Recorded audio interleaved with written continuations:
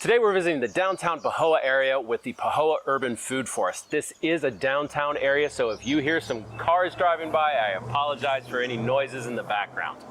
My friend Norris is going to be kind enough to walk us around his garden and show exactly what he's doing with his property here. This is the Pahoa Urban Food Forest, or PUF for short. This is a quarter-acre lot that you wouldn't even know has all this amazing stuff growing if you look at it from the front. There's a small 50-foot road frontage, and it goes back really far into the back. And back here, we're developing a whole food forest. First, we are trying to be an educational and demonstration site so that people can come and learn about how to easily grow nutritious food here in Windward, Hawaii. Second goal is experimenting with some different species and some different varieties and different techniques to figure out what works. And third, we have a caretaker living in the facility here, and so the goal is to grow as much of the plant portion of a balanced diet as possible on the quarter acre. How do you meet person's protein, fat, and carb needs, along with lots of greens and other healthy perennial vegetables, which are relatively easy. This site is designed using permaculture principles and permaculture design techniques and strategies. The second Sunday of every month, PUF holds an event from 11 till about 2 o'clock. From 11 to 1, we talk about some focus theme that changes up month to month. Then from noon till 1, we have a tour of the yard.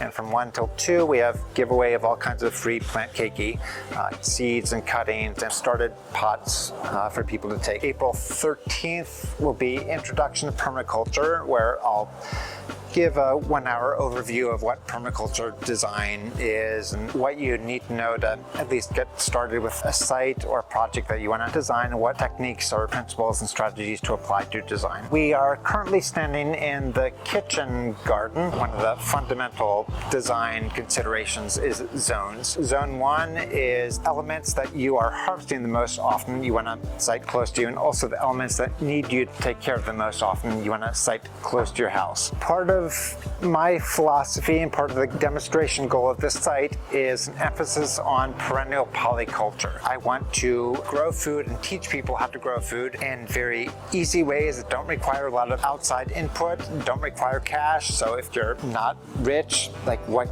can you do to grow food here in this corner of Hawaii where we barely have any soil and can be difficult to get stuff to grow, and we have lots of pests and diseases, so a lot of the standard temperate climate annual crops just don't work well here. The end goal is a very practical system that doesn't require much of our labor, doesn't require outside input for fertility, and starts to build the soil and provides habitat to all the other non-human creatures with whom we share this ecological community. If you're having some sort of pest outbreak, it's because there isn't anything else in the system that is there to control it and bring it back into balance. You don't have a snail excess, you have a duck deficiency. I have several times over the years just been knee-jerk weeding, pulling out plants over the years.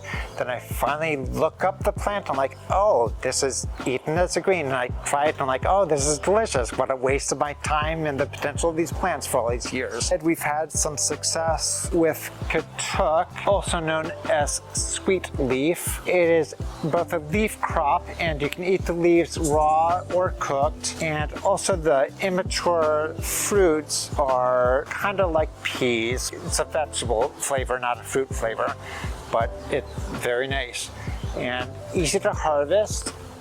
You can just strip off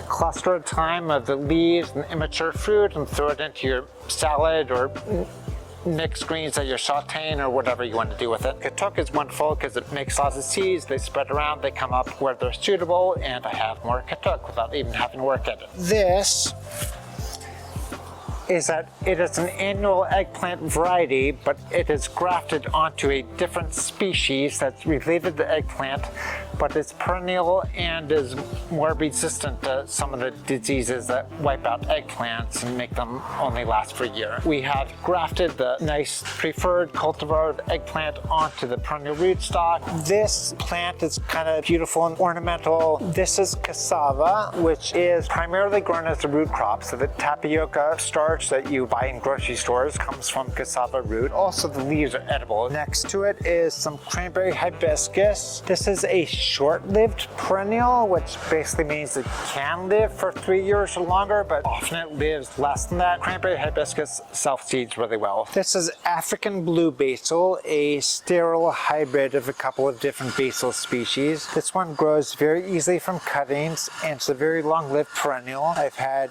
a plant of it that is going on 5 years now. Noni is best known for its fruit, but the leaves also turn out to be edible and even really tasty.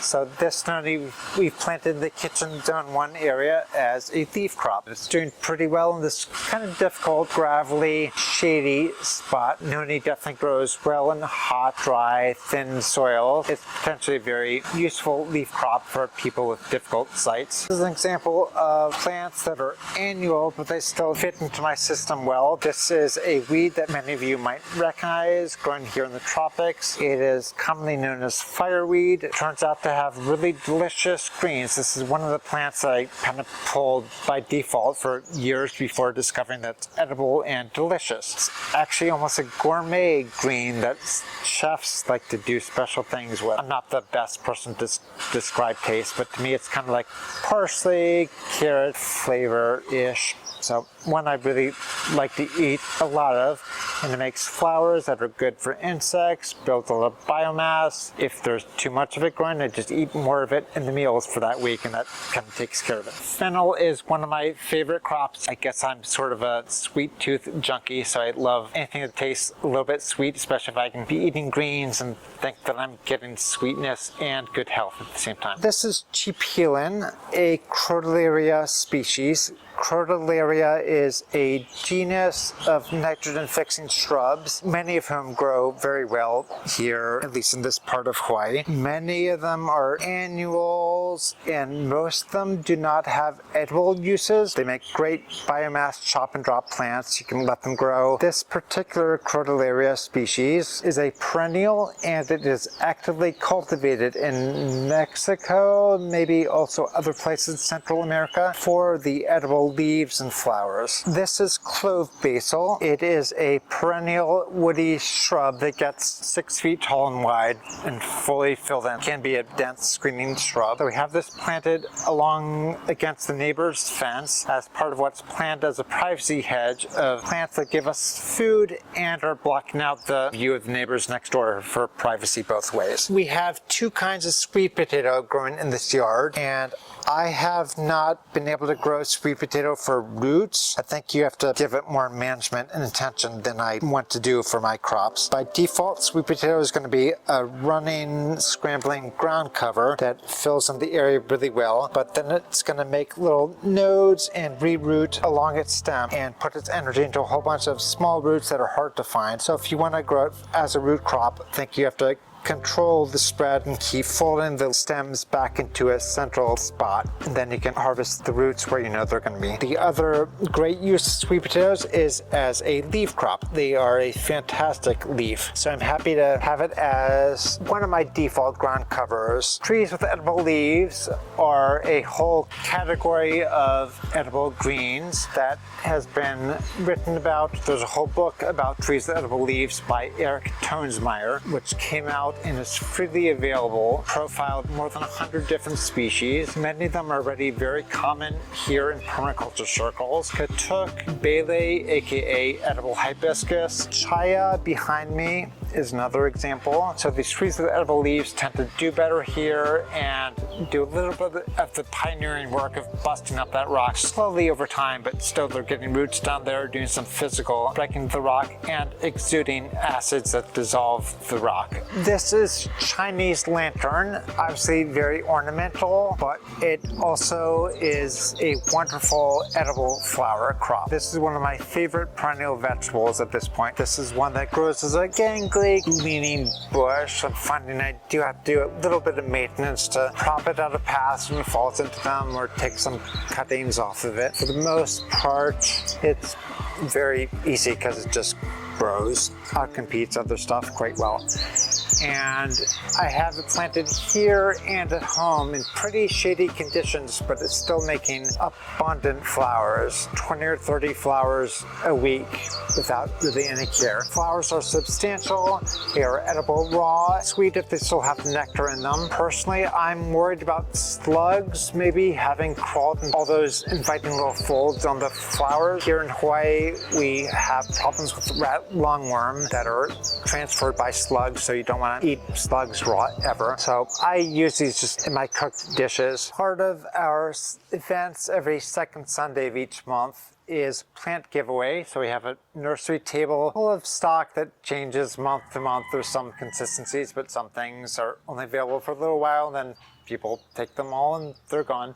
Right now we have a couple of durian seedlings in large pots, and a lot of Inca nuts and peach palms and rhodiola trees, cacao, some herbaceous stuff, gaboma eggplant, lemon balm, basils of different kinds. Part of the fun of coming to the events is being able to go home with all kinds of different unique plants, both seeds and cuttings. We have cuttings of a lot of the plants that are easy to stick in the ground. Lots and lots of pots of different species. I'd like to thank Norris for having us here today. If you would like to reach Norris at the Pahoa Urban Food Forest, how can they best do that? We have a website at livingplanetalliance.org, or you can email me at norris@activex.org. Thanks for watching. Keep growing.